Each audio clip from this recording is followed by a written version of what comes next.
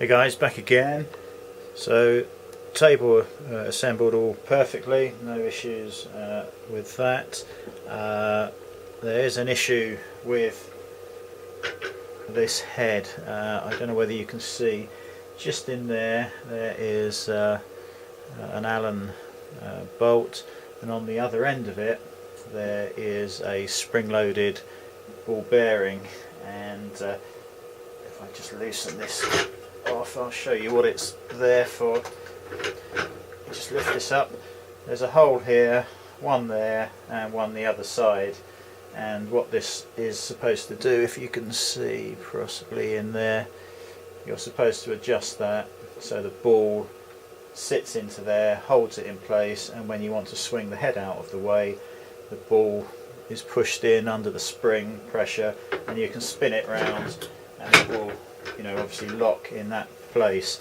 In practice that doesn't work. The first thing I had to do, this wasn't facing forwards, it was just slightly round, and if the head was locked in place it was at a funny angle.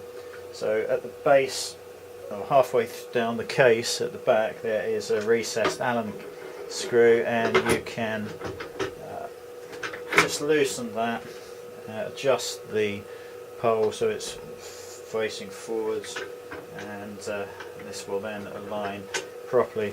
But if I adjust that bolt now so it's locked in place here, although it's not brilliant, when you turn it, it's locked, it's stiff, so you've got to loosen it a little bit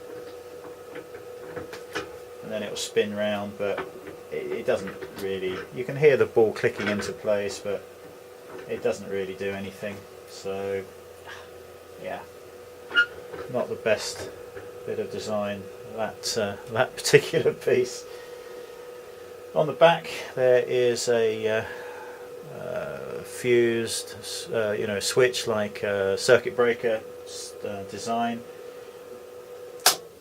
I've just let this cool down a little bit. I did fire it up just to see that it all worked before we started filming.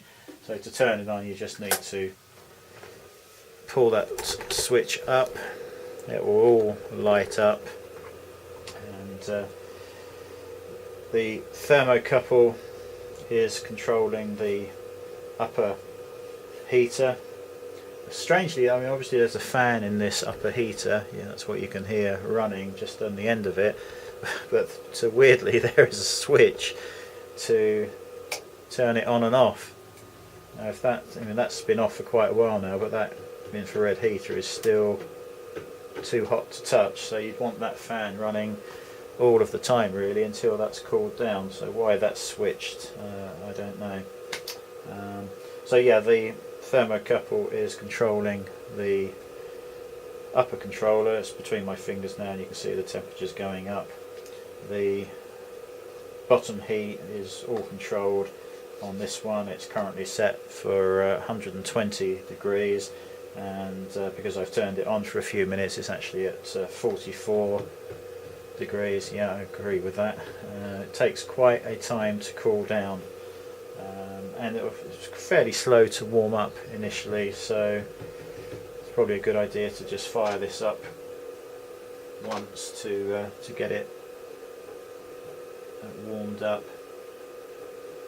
So I've just noticed a little bit of plastic that's still left on the chrome surround. Just pick that off before that gets melted in place. This has cleaned up very nicely. I'm going to have to clean that off now with some ISO. The upper heater is plugged into the back, and I did notice it's the socket actually screwed into the main unit is a little bit loose, so and there is something rattling around in there, whether it's a piece of swarf or whatever. So if you really wanted to, I suppose you should take one of the covers off and just check everything is tight and secure. Yeah, that's pretty much it. Obviously this connects with the USB to the laptop, so you can follow the process, and I assume you can adjust the profiles. You could certainly adjust this. This isn't the easiest thing to manually set up, but it's obviously got a pre-programmed pattern in there already. And once you've got your board in place and the thermocouple taped down, you simply just press the start button, and that will click on. I don't know whether you're going to be able to see the display properly. So pattern 1, we're on step 1. The run lights on and the up segment is lit, so it means it's applying power and heat. On this side you can hopefully see that the lower heat is up and running, although because I haven't got a board there, it's probably the upper heater that's warming that up, but that will get up to 120, and that's really very hot indeed under there. To stop it, if there's any issues, you press and hold the stop button, and that will go off.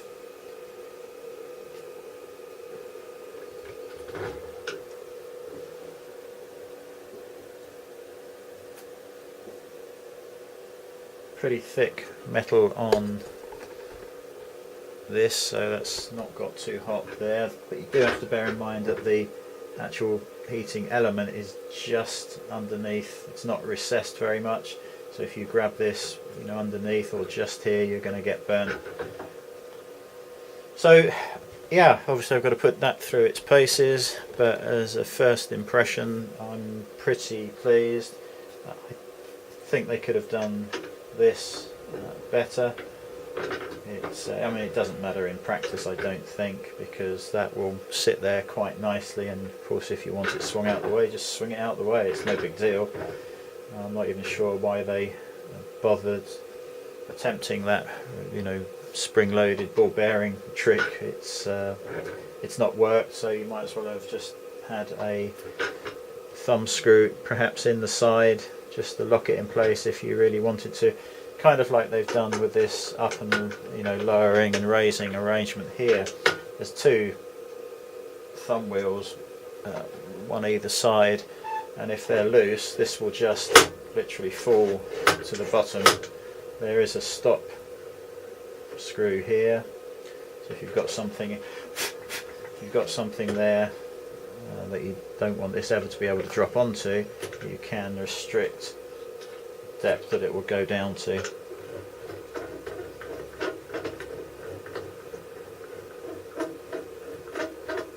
Yeah, at a minimum you're going to be very, very close, if not on the PCB there.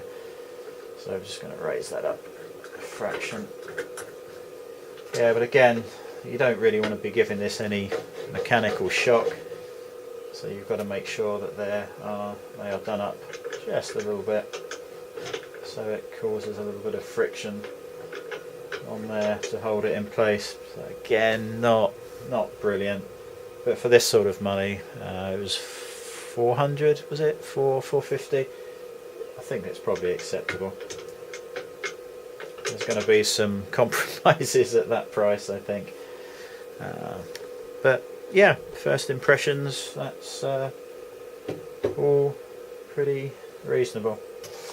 The Allen key supplied only fits the table.